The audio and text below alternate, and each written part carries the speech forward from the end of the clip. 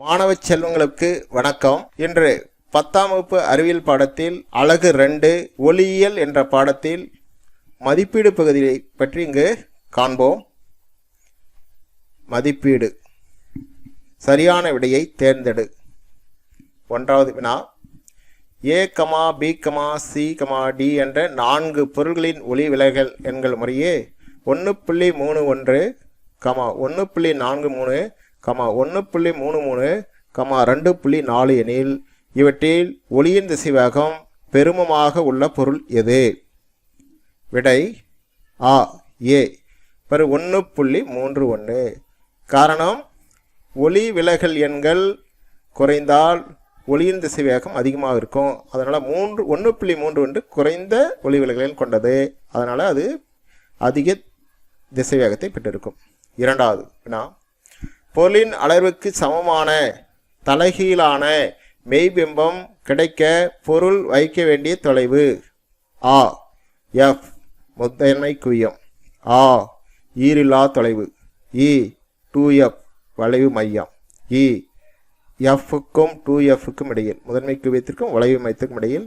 சரியான விடை 2F. ஏற்கனவே சொல்லிக்கிறோம், வளைவு மையத்தில் 3வது நிலை இது. 3னா 3 தான். சமமான தலைகீழான மெய்பிம்பம் கிடைக்கும் 2F-இல். 2F என்பது வளைவு மையத்தில்.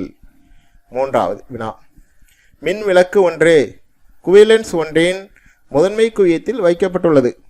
மின் விளக்கு ஒளியூட்டப்படும் பொழுது குவிலென்ஸ் ஆனது A. விரிக்கும் கற்றைகளை உருவாக்கும். A. குவிக்கும் கற்றைகளை உருவாக்கும். E. இணைக்கற்றைகளை உருவாக்கும். E. நிறக்கற்றைகளை உருவாக்கும். சரியான விடை E. இணைக்கற்றைகளை உருவாக்கும். குவிலென்ஸ் ஆனது இணைக்கற்றைகளை உருவாக்கும். 4வது வினா, குவிலென்ஸின் உருப்பெருக்கமானது எப்பொழுதும் டேஸ் மதிப்பு உடையது. அதனுடைய உருப்பெருக்கமானது நேர்குறி, எதிர்குறி, நேர்குறி மற்றும் எதிர்குறி, சுழி. சரியான விடை E. நேர்குறி மற்றும் எதிர்குறி. காரணம், குவிலென்ஸில் 2 இருக்கும். பொருள் இருக்கக்கூடிய இடத்துல நேர்குறி இருக்கும், பிம்பம் இருக்கக்கூடிய இடத்துல எதிர்குறி இருக்கும். அதனால் வாய்ப்பாடு -b/uன்னு சொல்லியிருப்பாங்க. அதனால் நேர்குறி இருக்கும், எதிர்குறியும் இருக்கும். 5வது வினா, ஒரு குவிலென்ஸ் ஆனது மிகச்சிறிய மெய்பிம்பத்தை முதன்மை குவியத்தில் F-இல் உருவாக்கினால் பொருள் வைக்கப்படும் இடம். A. முதன்மை குவியம். A. ஈரில்லா தொலைவு.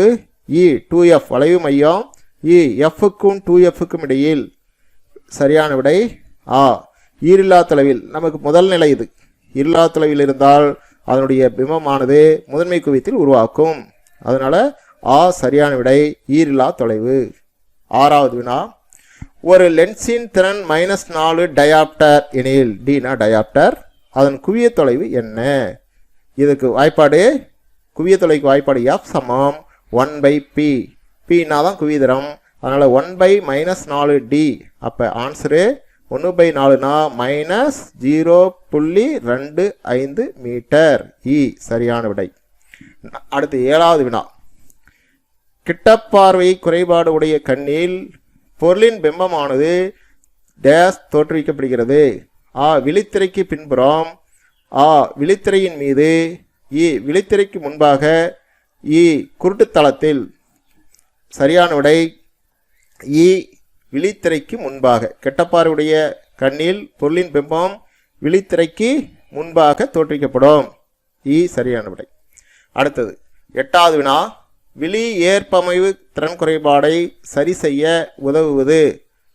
A. குவிலென்ஸ். A. குழிலென்ஸ். E. குவியாடி. E. இரு குவிய லென்ஸ். சரியான விடை E. இரு குவி லென்ஸ். E. இரு குவிய லென்ஸில் குழிலென்ஸ் ப்ளஸ் குவிலென்ஸ் ரெண்டும் சேர்ந்தா இரு குவிய லென்ஸ். அடுத்து 9வது வினா, சொல் அகராதியில் உள்ள சிறிய எழுத்துக்களை படிப்பதற்கு உகந்த லென்ஸ் எது? A. 5 சென்டிமீட்டர் குவிய தூரம் கொண்ட குவிலென்ஸ். A. 5 சென்டிமீட்டர் குவிய தூரம் கொண்ட குழிலென்ஸ். E. 10 சென்டிமீட்டர் குவிய தூரம் உள்ள குவிலென்ஸ். E. 10 சென்டிமீட்டர் குவிய தூரம் உள்ள குழிலென்ஸ். இது சரியான விடை A. 5 சென்டிமீட்டர் குவிய தூரம் கொண்ட குவிலென்ஸ். ஏன்னா குறைந்த குவிய தூரம் கொண்ட குவிலென்ஸை பயன்படுத்தி தான் சிறிய எழுத்துக்களை பெரிதாக பார்க்க முடியும். அதனால் குறைந்த குவியத்துவம் கொண்டது 5 சென்டிமீட்டர். அதே மாதிரி குவிலென்ஸ் இல்லை, குவிலென்ஸ். அதனால தான் குவிலென்ஸ் இருக்கும். பாரு 5 சென்டிமீட்டர் 10 சென்டிமீட்டர் 2 குவிலென்ஸ் கொடுத்துருக்குறாங்க. அதில் உதாரணத்துக்கு இந்த 10 சென்டிமீட்டருக்கு 3 சென்டிமீட்டர் குவிதூரம் கொண்ட குவிலென்ஸ் இருந்தால் 3 சென்டிமீட்டர். இதனால் குறைந்த குவிதம் கொண்டது 5 சென்டிமீட்டர் குவியதூரம் கொண்ட குவிலென்ஸ். இதுதான் சரியான விளக்கம். அடுத்து 10வது வினா. ஒரு முப்பட்டத்தின் வழியே செல்லும் நீலம், பச்சை மற்றும் சிவப்பு நிறங்களை திசைவேகங்கள், அதாவது V, P, V, G, V, R எனில் பின்வருவற்றில் எச்சமன்பாடு சரியானது. அதாவது ஆ V P equal to V G equal to V P. அடுத்து வினா திசைவேகம், V P greater than V G greater than V P. V P less than V G less than V P. V P less than V G greater than V R. இதுக்கு சரியான விளக்கம் நம்ம சொல்லியிருக்கிறோம். அதாவது விப்ஜிஆர் எழுத்துல பாரு, அலைநீளம் அதிகமானால் திசை வேகம் அதிகரிக்கும். அதனால் ஆர் சரியான விடை. அடுத்து கோடிட்ட இடத்தை நிரப்புக. ஒளி செல்லும் பாதை டேஸ் என்று அழைக்கப்படுகிறது. ஒளிக்கதிர் என்று அழைக்கப்படுகிறது. ஒளி செல்லும் பாதை ஒளிக்கதிர் என்று அழைக்கப்படுகிறது. 2வது வினா. ஒரு ஒளிப்புகும் ஊடகத்தில் ஒளி விலகல்கள் எப்பொழுதும் ஒன்றை விட டேஸ், ஒன்றை விட அதிகம். ஒரு ஒளிப்புகும் ஊடகத்தில் ஒளி விலகல் எண் எப்பொழுதும் ஒன்றை விட அதிகம். 3வது வினா. படிகின்ற ஒளிக்கற்றையின் ஆற்றலும் சிதறடைந்த கற்றையின் ஆற்றலும் சமமாக இருந்தால் அது டேஸ் சிதறல் என்று அழைக்கப்படும். மீச்சி சிதறல் என்று அழைக்கப்படும். படிகின்ற ஒளிக்கற்றையின் ஆற்றலும் சிதறலடைந்த கற்றையின் ஆற்றலும் சமமாக இருந்தால் அந்த சிதறல் மீச்சிதறல் என்று மீச்சி சிதறல் என்று அழைக்கப்படும். அடுத்து 4வது கேள்வி. ராலே சிதறல் விதிப்படி சிதறல் அளவானது படிகின்ற ஒளிக்கதிரின் டேஸின் 4 மடிக்கு எதிர்த்தகவில் இருக்கும். அலைநீளத்தின் லேம்டா பவர் 4 ஃபார்முலா பார்த்துப்போம். 1/λ/4 அதான் எதிர்த்தகவு. எனவே இது 2 மார்க் கேள்வியில் முக்கியமான கேள்வி. ராலே ஒளிச்செல் விதியை கூறுன்னு கேட்டால் சிதறல் அளவானது படிகின்ற ஒளிக்கதிரின் அலைநீளத்தின் 4 மடிக்கு எதிர்த்தகவு இருக்கும். எஸ் ப்ரொபோஷனல் டு 1/λ/4 இதனுடைய ஃபார்முலா. அடுத்து 5வது வினா. டேஸ் கண்ணிற்குள் நுழையும் ஒளியின் அளவை கட்டுப்படுத்துகிறது. இதில் கண்ணில் ரொம்ப முக்கியமான பகுதி இது ஐரிஸ். ஐரிஸ் என்பது கண்ணிற்குள் நுழையும் ஒளி அளவை கட்டுப்படுத்தும்.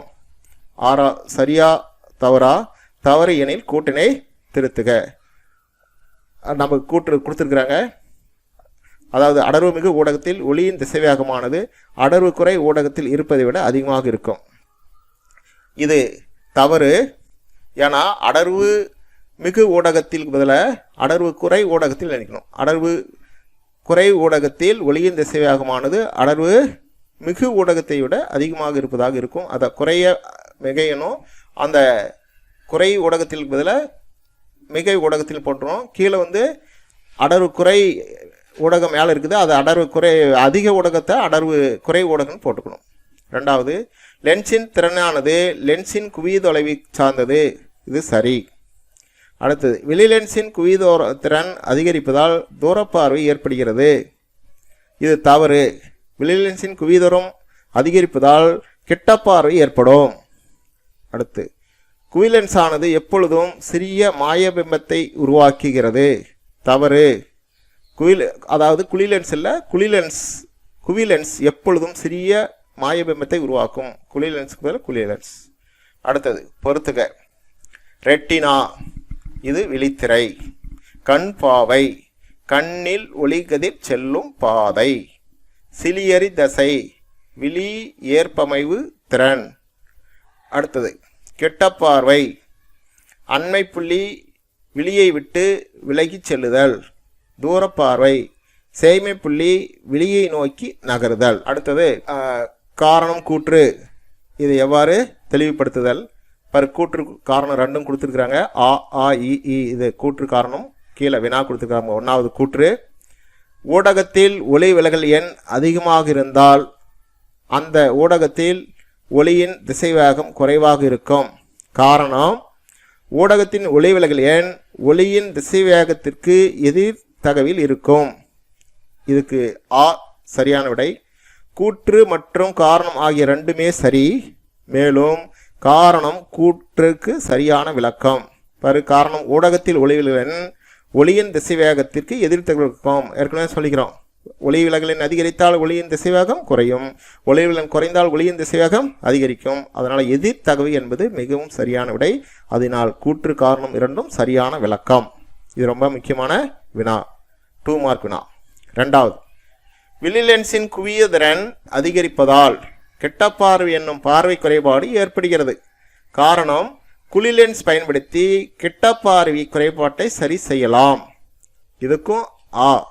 கூற்று காரணம் ரெண்டும் சரி, காரணம் கூற்றுக்கு சரியான விளக்கம். ஏற்கனவே கெட்ட குழி தோண்டி தூர குவின்னு அடிக்கடி சொல்லுவோம். அதனால் குழிலென்ஸை பயன்படுத்தி கெட்டப்பார்வை குறைபாட்டை சரி செய்யலாம். இது சரி. மேலே இருக்கக்கூடிய கூற்றும் சரி. அதனால் கூற்றுக்கு காரணம் கூற்றுக்கு சரியான விளக்கம். சுருக்கமாக விடைகளி. முதல் கேள்வி, ஒளிவிலகல் எண் என்றால் என்ன? காற்றில் அல்லது வெற்றிடத்தில் ஒளியின் திசைவேகத்திற்கும் மற்றொரு ஊடகத்தில் ஒளியின் திசைவேகத்திற்கும் இடையே உள்ள தகவு ஒளிவிலகல் எண் μ என்று வரையறுக்கப்படுகிறது. அதாவது μ = c/v.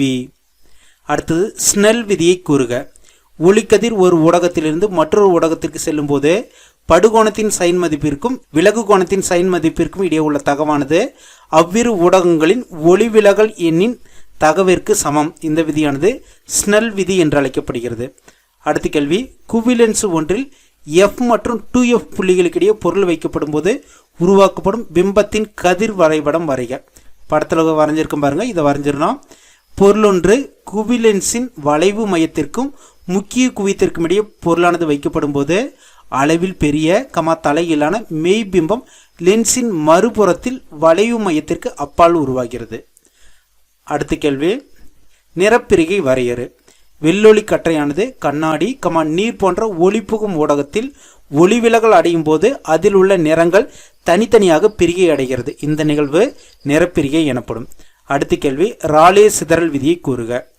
ஓர் ஒளிக்கதிர் சிதறல் அடையும் அளவானது அதன் அலைநீளத்தின் 4 மடிக்கு எதிர் தகவில் இருக்கும். அதாவது சிதறல் அளவு S என்பது proportional to 1/λ/4. அடுத்த கேள்வி, குவிலென்ஸு மற்றும் குழிலென்ஸு வேறுபடுத்துக. குவிலென்ஸு மையத்தில் தடித்தும் ஓரத்தில் மெலிந்தும் காணப்படும். குழிலென்ஸு என்பது மையத்தில் மெலிந்தும் ஓரத்தில் தடித்தும் காணப்படும். குவிலென்ஸு என்பது குவிக்கும் லென்ஸு, குழிலென்ஸு என்பது விரிக்கும் லென்ஸு. குவிலென்ஸில் பெரும்பாலும் மெய்பிம்பங்களை தோற்றுவிக்கும், குழிலென்ஸு பெரும்பாலும் மாய பிம்பங்களை தோற்றுவிக்கும். குவிலென்ஸு தூரப்பார்வை குறைபாட்டை சரி செய்ய பயன்படுகிறது. குழிலென்ஸு என்பது கிட்டப்பார்வை குறைபாட்டை சரி செய்ய பயன்படுகிறது. அடுத்த கேள்வி, விழி ஏற்பமைவு திறன் என்றால் என்ன? அருகில் உள்ள மற்றும் தொலைவில் உள்ள பொருள்களை தெளிவாக காண்பதற்கு ஏற்ப விழி லென்ஸ் தன்னை மாற்றி அமைத்துக் கொள்ளும் தன்மை விழி ஏற்பமைவு திறன் என்று அழைக்கப்படுகிறது. அடுத்த கேள்வி, கிட்டப்பார்வை குறைபாட்டிற்கான காரணங்கள் யாவை? விழிக்கோளம் சிறிது நீண்டு விடுவதால் ஏற்படுகிறது. மேலும் விழி லென்ஸின் குவிதூரம் குறைவதாலும் விழி லென்ஸிற்கும் விழித்திரைக்கும் இடையே உள்ள தொலைவு அதிகரிப்பதாலும் இந்த கிட்டப்பார்வை குறைபாடு ஏற்படுகிறது. அடுத்த கேள்வி, வானம் ஏன் நீல நிறமாக தோன்றுகிறது? சூரிய ஒளியானது வளிமண்டலத்தின் வழியாக செல்லும் போது குறைந்த அலைநீளம் உடைய நீல நிறமானது அதிக அலைநீளம் கொண்ட சிவப்பு நிறத்தை விட அதிகமாக சிதறல் அடைகிறது. இதனால் வானம் நீல நிறமாக தோன்றுகிறது. அடுத்த கேள்வி, போக்குவரத்து சைகை விளக்குகளில் சிவப்பு நிறத்தில் அமைக்கப்படுகிறது. இதற்கான காரணம் என்ன? சிவப்பு நிற ஒளி காற்று மூலக்கூறுகளால் மிக குறைந்த அளவு சிதறடிக்கப்படுகிறது. எனவே நீண்ட தொலைவிற்கு பயணிக்கிறது. இதனால் வெகு தொலைவில் இருந்து கூட தெளிவாக பார்க்க முடியும். எனவே போக்குவரத்து சைகை விளக்குகள் சிவப்பு நிறத்தில் அமைக்கப்படுகிறது. அடுத்த கேள்வி, ஒளிவிலகலின் விதிகள் யாவை? முதல் விதி, ஒளிக்கதிர் ஒரு ஊடகத்திலிருந்து மற்றொரு ஊடகத்திற்கு செல்லும் போது படுகதிர் விலகு கதிர் படுபுள்ளியில் விலகல் அடையும் பரப்புக்கு செங்குத்தாக வரைபடும் கோடு ஆகியவை ஒரே தளத்தில் அமையும். ஒளி விலகலின் இரண்டாவது விதி, ஒளிக்கதிர் ஒரு ஊடகத்திலிருந்து மற்றொரு ஊடகத்திற்கு செல்லும் போது படுகோணத்தின் சைன் மதிப்பிற்கும் விலகு கோணத்தின் சைன் மதிப்பிற்கும் இடையே உள்ள தகவானது அந்த இரு ஊடகங்களின் ஒளி விலகல் எண்ணின் தகவிற்கு சமம். இந்த விதியானது ஸ்னெல் விதி என்று அழைக்கப்படுகிறது. அதாவது sin i வகுத்தல் sin r = μ2 வகுத்தல் μ1. அடுத்த கேள்வி, ராலே ஒளிச்சிதறல் என்றால் என்ன? சூரியனிடமிருந்து வரும் ஒளிக்கதிர்கள் வளிமண்டலத்திலுள்ள வாயு அணுக்கள் மற்றும் மூலக்கூறுகளால் சிதறடிக்கப்படுவது ராலே ஒளிச்சிதறல் எனப்படும். அடுத்தது, ஏன் சூரிய உதயம் மற்றும் மறைவின் போது சூரியன் சிவப்பு நிறமாக காட்சியளிக்கிறது? சூரிய உதயம் மற்றும் மறைவின் போது சூரிய ஒளியானது நண்பகலில் இருப்பதை விட வளிமண்டலத்தில் அதிக தொலைவு செல்ல வேண்டி இருக்கிறது. எனவே நீல நிற ஒளியானது முற்றிலுமாக சிதறலடைந்து சென்று விடுவதால் குறைவாக சிதறலடையும் சிவப்பு நிற ஒளியானது நம்மை அடைகிறது. எனவே சூரியனானது சூரிய உதயம் மற்றும் மறைவின் போது சூரியன் சிவப்பு நிறமாக காட்சியளிக்கிறது. அடுத்த கேள்வி, டிண்டால் ஒளிச்சிதறல் அல்லது டிண்டால் விளைவு என்றால் என்ன? ரொம்ப முக்கியமான கேள்வி. ஒரு கூழ்ம கரைசில் உள்ள கூழ்ம துகள்களால் ஒளிக்கதிர் சிதறல் அடிக்கப்படுகின்ற நிகழ்வானது டிண்டால் ஒளிச்சிதறல் அல்லது டிண்டால் விளைவு எனப்படும். அடுத்த கேள்வி, ராமன் ஒளிச்சிதறல் என்றால் என்ன? ஒளிக்கதிரானது தூய திரவங்கள் மற்றும் ஒளிபுகும் தன்மை கொண்ட திண்மங்களில் உள்ள துகள்களுடன் இடைவினை புரிவதன் காரணமாக ஒளிக்கதிரின் அலைநீளம் மற்றும் அதிர்வெண்ணில் மாற்றங்கள் ஏற்படும் நிகழ்வானது ராமன் ஒளிச்சிதறல் என்று அழைக்கப்படுகிறது. அடுத்தது, ராலே வரிகள் என்றால் என்ன? படுகதிரின் அதிர்வெண்ணுக்கு சமமான அதிர்வெண் கொண்ட நிறமாலை வரிகள் ராலே வரிகள் என்று அழைக்கப்படுகிறது. அடுத்த கேள்வி, ஸ்டோக்ஸ் வரிகள் என்றால் என்ன? படுகதிரின் அதிர்வெண்ணை விட குறைவான அதிர்வெண் கொண்ட நிறமாலை வரிகள் ஸ்டோக்ஸ் வரிகள் என்று அழைக்கப்படுகிறது. அடுத்த கேள்வி, ஆன்டி ஸ்டோக் வரிகள் என்றால் என்ன? படுகதிரின் அதிர்வெண்ணை விட அதிகமான அதிர்வெண்ணை கொண்ட நிறமாலை வரிகள் ஆன்டி ஸ்டோக் வரிகள் என்று அழைக்கப்படுகிறது. படுகதிரின் அதிர்வெண்ணுக்கு சமமாக இருந்துச்சுன்னா அது ராலே வரி. படுகதிரின் அதிர்வெண்ணை விட குறைவான அதிர்வெண் கொண்ட நிறமாலை வரிகள் ஸ்டோக்ஸ் வரி. படுகதிரின் அதிர்வெண்ணை விட அதிகமான அதிர்வெண் கொண்ட நிறமாலை வரி ஆன்டி ஸ்டோக்ஸ் வரிகள். ரொம்ப முக்கியமான கேள்விங்க. அடுத்த கேள்வி, குவிலென்ஸில் பொருள் சியில் வைக்கப்படும் போது பிம்பங்கள் எங்கு உருவாக்கப்படும்? பொருள் சியில் வைக்கப்படும் போது பொருள் ஒன்று குவிலென்ஸின் வளைவு மையத்தில் வைக்கப்படும் போது அதே அளவிலான தலைகீழான மெய்பிம்பம் லென்ஸின் மற்றொரு பக்கத்தில் வளைவு மையத்தில் கிடைக்கிறது. இந்த படத்தை கண்டிப்பாக வரையணும். அடுத்த கேள்வி, குவிலென்ஸின் பயன்கள் யாவை? ஒளிப்பட கருவியில் பயன்படுகிறது, உருப்பெருக்கும் கண்ணாடிகளாக பயன்படுகிறது, நுண்ணோக்கிகள் தொலைநோக்கிகள் மற்றும் நழுவப்பட வீழ்த்திகள் போன்றவற்றின் உருவாக்கத்தில் பயன்படுகிறது, தூரப்பார்வை சரி செய்ய குவிலென்ஸ் பயன்படுகிறது. அடுத்தது, குழிலென்ஸின் பயன்கள் யாவை? கலீலியோ தொலைநோக்கியில் பயன்படுகிறது, வெளியாட்களை தெரிந்து கொள்ள வீட்டின் கதவுகளில் ஏற்படுத்தப்படும் உளவு தொலைகளில் பொருத்த பயன்படுகின்றன, கிட்டப்பார்வை குறைபாட்டை சரி செய்ய குழிலென்ஸுகள் பயன்படுகின்றன. அடுத்த கேள்வி, லென்ஸ் சமன்பாட்டை எழுதுக. பொருளின் தொலைவு u, பிம்பத்தின் தொலைவு v மற்றும் குவிய தொலைவு f ஆகியவற்றை தொடர்புபடுத்துவது லென்ஸ் சமன்பாடு எனப்படும். அதாவது 1/f = 1/v - 1/u. இந்த சமன்பாடு வந்து லென்ஸ் சமன்பாடு எனப்படும். அடுத்த கேள்வி, லென்ஸின் உருப்பெருக்கம் என்றால் என்ன? பிம்பத்தின் உயரத்திற்கும் பொருளின் உயரத்திற்கும் இடையே உள்ள தகவானது உருப்பெருக்கம் என அழைக்கப்படுகிறது. உருப்பெருக்கமானது m என்ற எழுத்தால் குறிக்கப்படுகிறது. பொருளின் உயரத்தை h எனவும் பிம்பத்தின் உயரத்தை h' எனவும் கொண்டால் உருப்பெருக்கம் m = பிம்பத்தின் உயரம் வகுத்தல் பொருளின் உயரம் h' வகுத்தல் h என எழுதலாம். அல்லது m = பிம்பத்தின் தொலைவு வகுத்தல் பொருளின் தொலைவு, அதாவது v வகுத்தல் u என்னும் சமன்பாடும் லென்ஸின் உருப்பெருக்கத்தை குறிக்கிறது. அடுத்த கேள்வி, லென்ஸை உருவாக்குவோர் சமன்பாட்டை எழுதுக.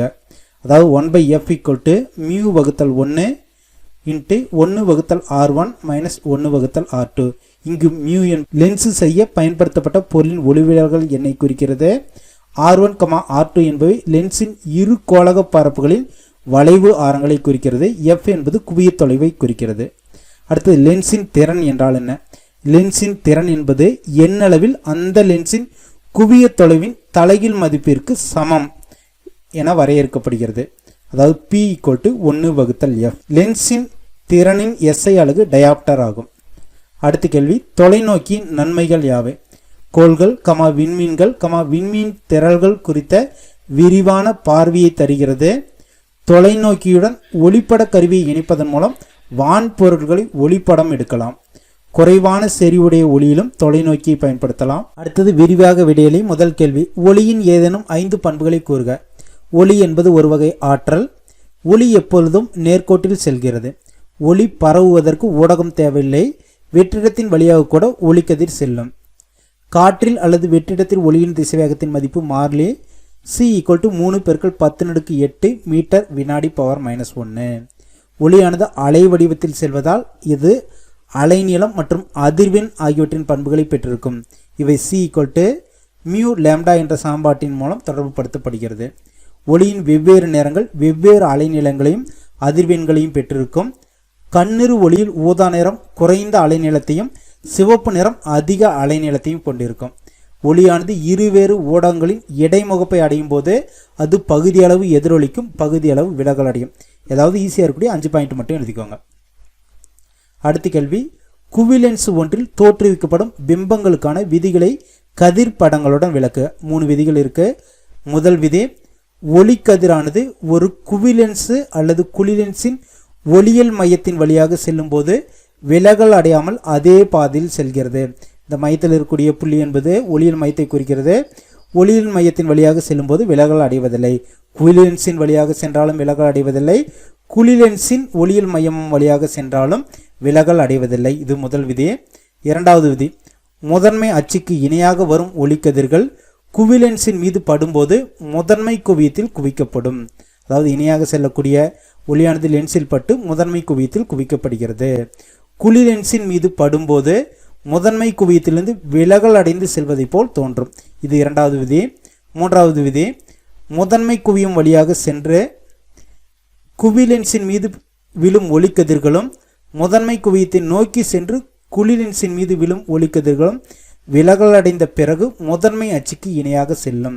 இந்த 3 விதிகளும் எழுதப்படுதல் வேண்டும். அடுத்த கேள்வி, கூட்டு நுண்ணோக்கி ஒன்றின் அமைப்பு மற்றும் செயல்படும் விதத்தை விளக்குக. அமைப்பு, கூட்டு நுண்ணோக்கியின் அமைப்பு. கூட்டு நுண்ணோக்கியானது 2 குவி லென்ஸுகளை கொண்டுள்ளது. இவற்றில் பொருளுக்கு அருகில் உள்ள குறைந்த குவிதூரம் கொண்ட குவி லென்ஸானது பொருளருகு லென்ஸ் அல்லது பொருளருகு வில்லை என்று அழைக்கப்படுகிறது. இதேபோல் உற்று நோக்குபவரின் கண்ணுக்கு அருகில் உள்ள அதிக விட்டமும் அதிக குவி தூரமும் கொண்ட குவி லென்ஸானது கண்ணருகு லென்ஸ் அல்லது கண்ணருகு வில்லை என்று அழைக்கப்படுகிறது. இந்த 2 லென்ஸுகளும் முன்னும் பின்னும் நகரக்கூடிய வகையில் அமைக்கப்பட்ட குறுகலான குழாயினுள் பொருத்தப்பட்டுள்ளது. இது அமைப்பு. அடுத்தது செயல்படும் முறை. பொருள் ஏபி ஆனது பொருளருகு லென்ஸின் குவிய தூரத்தை விட சற்று கூடுதலான தொலைவில் வைக்கப்படுகிறது. பொருளருகு லென்ஸின் மறுபுறத்தில் பெரிய தலைகீழான மெய்பிம்பம் தோற்றுவிக்கப்படுகிறது. இந்த பிம்பமானது கண்ணருகு லென்ஸிற்கு பொருளாக செயல்படுகிறது.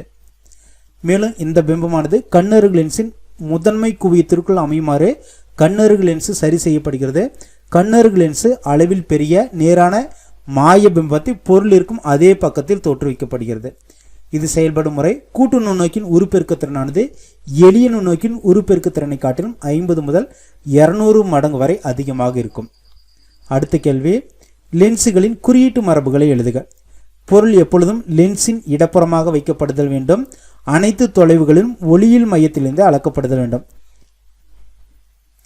படுகதிரின் திசையில் மேற்கொள்ளப்படும் அளவீடுகள் நேர்குறியாகவும் படுகதிரின் திசைக்கு எதிர் திசையில் மேற்கொள்ளப்படும் அளவீடுகள் எதிர்குறியாகவும் கொள்ள வேண்டும். முதன்மை அச்சுக்கு செங்குத்தாக மேல்நோக்கி அளக்கப்படும் அளவுகள் நேர்குறியாக கொள்ளப்படுதல் வேண்டும். முதன்மை அச்சுக்கு செங்குத்தாக கீழ்நோக்கி அளக்கப்படும் அளவுகளை எதிர்குறியாக கொள்ளப்படுதல் வேண்டும். அடுத்ததான் நம்ம கணக்கு பார்க்க போகிறோம். இது புக் பேக் கணக்கு.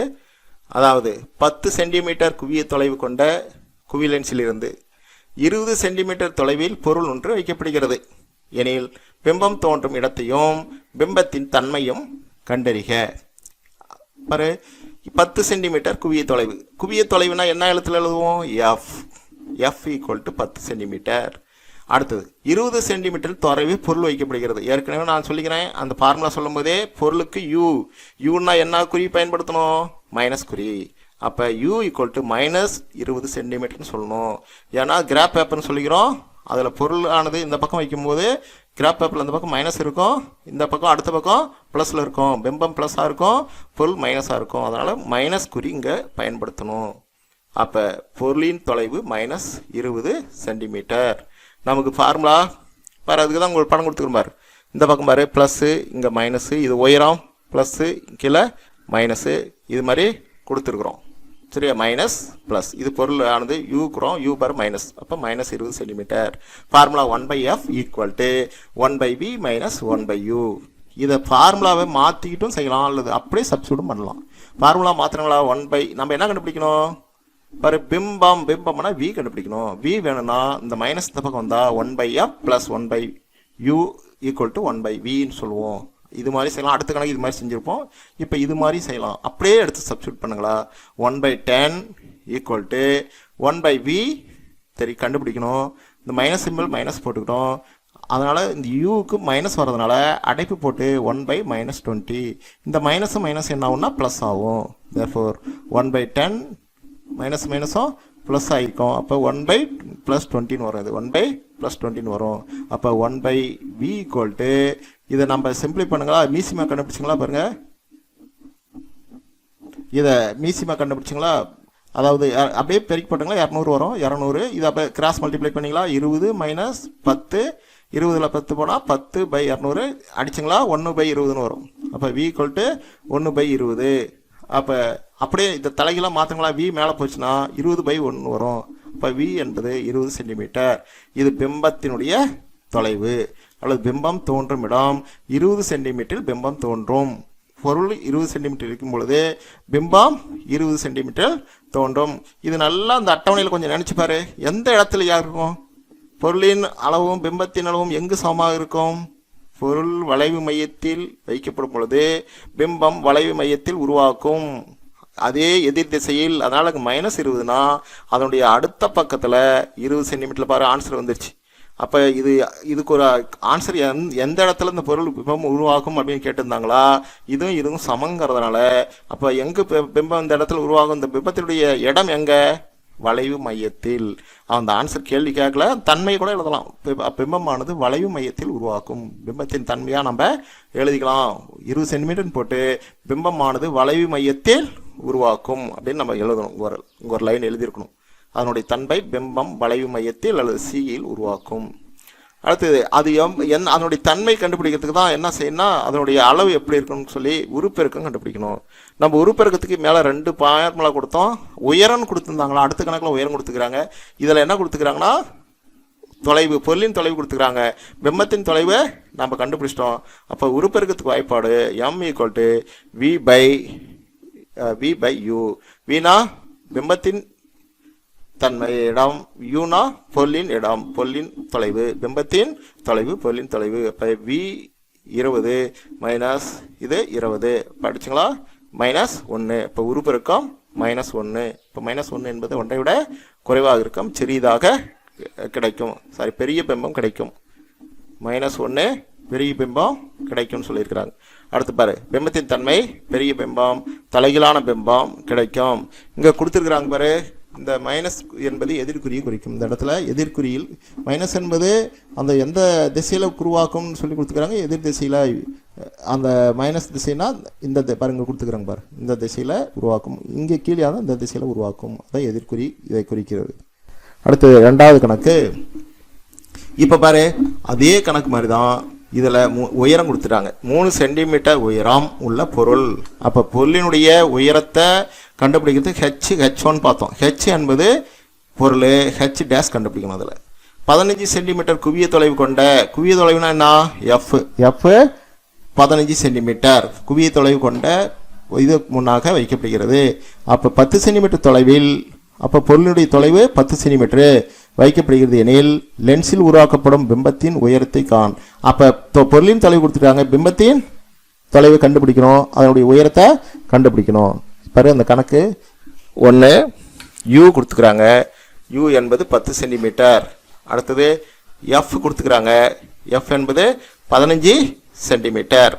அதில் பாரு இங்கே இன்னொரு கொஸ்டின் கொடுத்துக்கிறாங்க. எப்பவுமே குழிலென்ஸ் கொடுத்தா குவிலென்ஸின் குவிதூரம் நேர்குறி, குழிலென்ஸின் குவிதூரம் எதிர்குறி. அதனால் இந்த 15 சென்டிமீட்டர் என்பது இந்த இடத்துல குழிலென்ஸ் கொடுத்துக்கிறதுனால அப்போ -15 போடணும். பொருள் பாரு h கொடுத்துக்கிறாங்க 3 சென்டிமீட்டர். நம்ம என்ன கண்டுபிடிக்கணும், பிம்பத்தினுடைய தொலைவு கண்டுபிடிக்கணும், v கண்டுபிடிக்கணும். அடுத்தது பிம்பத்தினுடைய உயரம் h டேஷ் கண்டுபிடிக்கணும். இதை நாமளா இது மாதிரி என்ன கண்டுபிடிக்கணும்னு சொல்லி 2ஐயும் கண்டுபிடிக்கணும். கண்டுபிடிக்கிறது ஃபஸ்ட்டு பிம்பத்தினுடைய தொலைவு கண்டுபிடிக்கலாம். 1/f = 1/v - 1/u. அப்போ 1/v பாரு, இது ஈஸியாக, அதை விட ஈஸியாக அது இந்த கணக்கு இதே மாதிரி நீங்கள் போட்டுக்கலாம். 1/v = இந்த மைனஸ் தானே வந்தால் ப்ளஸ் ஆயிரும். 1/f + 1/v. அப்போ 1/v = 1/-15. ஏன் மைனஸ் போடுறோம், குழிலென்ஸ், ப்ளஸ் 1/ பொருளுடைய தொலைவு -1/-10. இப்போ இதுக்கு எல்சிஎம் மீசிமா கண்டுபிடிச்சிங்களா பாரு, 5 3 5 15 2 5 10, 3 2 6, 6 5 30, எல்சிஎம் 30ன்னு எடுத்துக்கிட்டுங்களா, 30 15ஆல் டிவைட் பண்ணுங்களா, 2 வரும், அதனால் 2. அடுத்து 30 10ஆல் மைனஸ் மைனஸ் கேன்சல் ஆயிரும், 10ஆல் டிவைட் பண்ணுங்களா, 3. அப்போ 2 3 5, 5/30.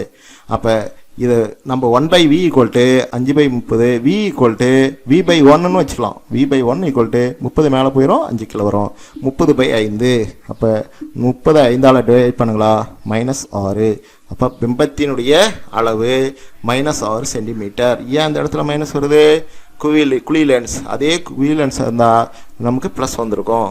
அது குழி லென்ஸ்ன்றதுனால அதனுடைய பிம்பத்தினுடையது -6 சென்டிமீட்டர் வந்திருக்குது. இப்போ உருப்பெருக்கம் m = -v/u அல்லது h1/h2. 2 ஃபார்முலா இருக்குது. இதில் h கண்டுபிடிக்கணும், h1 h2 அதில் இதில் ஒன்று வருது, h கொடுத்துக்கிறாங்க, h' கண்டுபிடிக்கணும். அப்போ பாரு என்ன கொடுத்துக்கிறாங்க, -6 கண்டுபிடிச்சிக்கிறோம். இந்த மைனஸ் இன்ட்டு -6 பை இது u எவ்வளவு 10 = h' கண்டுபிடிக்கணும். h கொடுத்துக்கிறாங்க 3. இதை கிராஸ் மல்டிப்ளை குறுக்கு பெருக்கல் செய்யா மைனஸ் மைனஸும் ப்ளஸ் ஆயிரும். 6 3 18, 18ன்னு போட்டோம் பை 10 -10. அப்போ நம்ம இது சுருக்கணுங்களா, ஒரு ஸ்தானங்கள் வச்சு புள்ளி வச்சுக்கலாம். 18 10ஆல் டிவைட் பண்ணுங்களா, 1.8 சென்டிமீட்டர். அப்போ அந்த பிம்பத்தினுடைய உயரம் 1.8 சென்டிமீட்டர். இந்த 2 கணக்கும் நமக்கு எளிமையான கணக்கு. 5 மார்க் கணக்கில் ரொம்ப முக்கியமான கணக்கு. இதை நல்லா பார்த்து அடிக்கடி போட்டு இதே மாதிரி மாடல் கணக்கையும் செய்யுங்க. நன்றி, வணக்கம். தா. சிவகுமார், அரசு மேல்நிலைப்பள்ளி, பெரும்பாலை.